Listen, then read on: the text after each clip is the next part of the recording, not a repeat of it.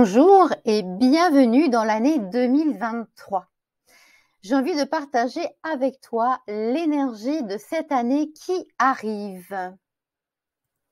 C'est une année universelle 7 que l'on obtient simplement en additionnant l'année calendaire. Donc 2 plus 2 plus 3 qui te donne 7 pour l'année universelle. Elle porte donc l'énergie du chariot dans le tarot de Marseille. C'est une carte qui représente vraiment le mouvement. Elle invite à prendre ta vie en main, que ce soit dans le domaine affectif, professionnel, que ce soit aussi pour un déménagement. Elle va aussi t'inviter à voyager, que ce soit visiter d'autres pays, d'autres régions, ou alors aussi vivre des voyages intérieurs par rapport à ton âme qui pourraient t'offrir des clés. L'année universelle 7 est vraiment pour moi comme une respiration. Soit tu inspires des choses qui sont en toi, que tu vas découvrir en toi, que ce soit ta personnalité, voire des voyages intérieurs. Comme je te disais, ton âme peut t'offrir certaines clés et c'est aussi une expiration. C'est-à-dire, tu vas vraiment aller là où tu vas pouvoir prendre ta liberté, là où tu vas pouvoir faire tes choix, selon ton année personnelle que je vais t'inviter à calculer tout de suite. Il te suffit d'additionner ton jour de naissance avec ton mois de naissance et l'année calendaire, donc 2023. Tu vas avoir donc une somme et tu vas à nouveau réduire de 1 à 9 en additionnant chacun des chiffres, comme je t'ai montré précédemment pour l'année 2023.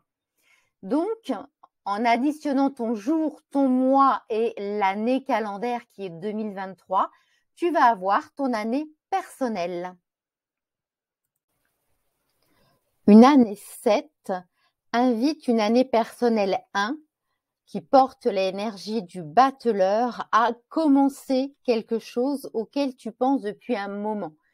Que ce soit dans ta vie professionnelle, un changement de travail, une formation que tu souhaites faire, que ce soit dans ta vie privée, des contacts de longue date que tu as envie de reprendre, retrouver quelqu'un en tout cas, que ce soit aussi pouvoir rencontrer la bonne personne et s'inscrire sur un site internet ou sortir un peu plus, puisque l'année 7 va inviter au mouvement et au voyage, comme je te disais tout à l'heure.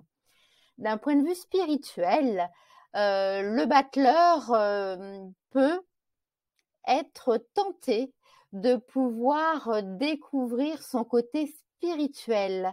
Donc, il peut être amené à voir des conférences ou à lire des livres sur des sujets qui peuvent l'intéresser.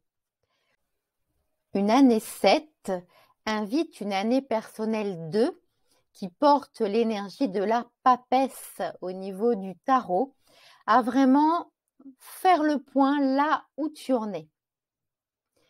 Vraiment un travail d'introspection. Ça peut aussi être le désir d'un enfant est vraiment concrétiser cette naissance ou du moins cette grossesse sur le plan terrestre.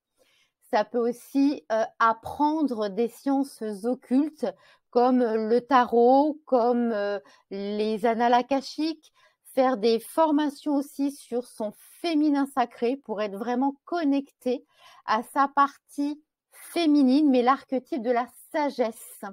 L'archétype, on va dire, de la vieille chamane, en fait, qui connaît beaucoup de choses de la vie. C'est vraiment l'énergie de la terre-mère. D'un point de vue professionnel, l'année 2 est invitée par le 7 à bouger dans son travail par une formation, par quelque chose à apprendre. Ça peut être aussi une validation des acquis. Une année 7 invite une année personnelle 3 qui porte l'énergie de l'impératrice, de vraiment se reconnecter à son féminin sacré d'un point de vue spirituel, mais aussi à la communication.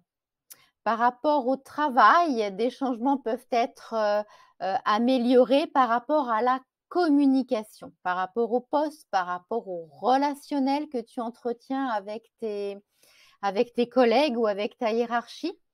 D'un point de vue émotionnel, tu vas aussi être invité à parler de tes émotions, à te remettre en question également et vraiment à communiquer ce que tu as sur le cœur. C'est vraiment le lien avec la beauté, avec la féminité dans toute sa splendeur.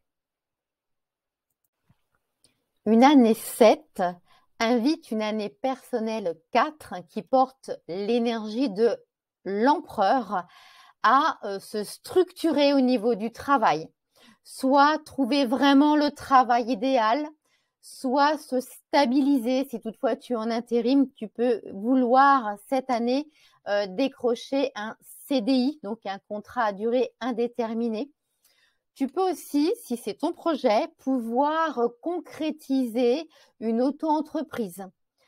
Tu peux aussi être amené à rechercher une promotion ou du moins à vouloir t'élever socialement. Dans ta vie privée, je t'inviterai à faire un petit peu attention à ton entourage. Cette année-là, tu pourrais être un peu trop pris par rapport à tes ambitions et par rapport à ton travail. Et c'est vrai que tu pourrais peut-être créer des tensions au niveau de ta vie sentimentale ou de ton noyau familial.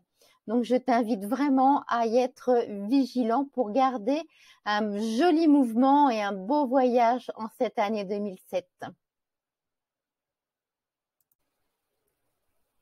Une année 7 invite une année personnelle 5 qui porte l'énergie du pape à beaucoup d'harmonie, beaucoup de bienveillance, que ce soit dans le domaine professionnel ou que ce soit dans le domaine personnel, dans ta vie privée. Dans le domaine professionnel, tu peux même être amené à avoir une promotion pour harmoniser une équipe. Tu peux aussi être un porte-parole, donc que ce soit dans ta vie professionnelle ou que ce soit aussi dans ta vie familiale lorsqu'il peut y avoir des tensions avec certaines personnes. Le pape, c'est vraiment le médiateur d'un point à un autre. C'est vraiment lui qui tisse des fils harmonieux et c'est aussi grâce à lui, parce qu'on l'écoute et qu'on lui fait confiance, que les choses sont vraiment dans la bienveillance, la lumière et l'amour. C'est vraiment un très beau rôle qui t'est donné de jouer cette année. L'année 7 invite l'année personnelle 6 qui porte l'énergie de l'amoureux dans le tarot à vivre beaucoup de changements au niveau des relations, que ce soit au niveau des collègues dans la vie professionnelle, que ce soit également dans la vie privée.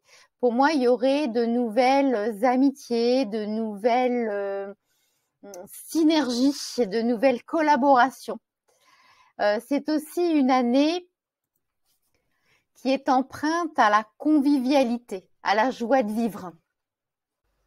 Une année 7 invite une année personnelle 7 à beaucoup de mouvements, voire des changements. Que ce soit au niveau professionnel, ce peut être une mutation, comme ce peut être un changement de poste parce que tu l'auras choisi. Dans la vie affective, même chose, ça peut être un déménagement pour se rapprocher de la personne aimée, voire peut-être pour quitter la personne aimée. Tout dépend de ce que tu vis actuellement dans ta vie et quelles décisions tu vas prendre au fil de l'année qui va arriver. Une année 7 invite une année personnelle 8 qui est traduit dans la symbolique par la justice au niveau des lames de tarot. Donc là, ce qui va être vraiment invité à faire, c'est trouver l'équilibre, trouver le juste milieu. Une année 7 invite une année personnelle 8 à concrétiser sur le plan terrestre, mais aussi avec tout ce qui va être les administrations. C'est-à-dire que c'est vraiment le moment pour passer des concours, pour passer des examens avec des diplômes à la clé au niveau professionnel. D'un point de vue personnel, c'est souvent des PACS, c'est souvent des mariages qui arrivent cette année-là. Vraiment, avec une année personnelle 8, on a vraiment un lien avec tout ce qui est l'État ou les administrations. Une année 7 invite une année personnelle 9, interprétée par l'ermite dans le tarot de Marseille, à vraiment un moment d'introspection. Savoir qu'est-ce que j'ai vécu pour en arriver là, au temps présent, et qu'est-ce que j'aimerais faire à l'avenir. Donc, c'est vrai que ce soit au niveau professionnel ou au niveau relationnel, les amitiés, l'entourage, voire la vie affective, la vie de couple.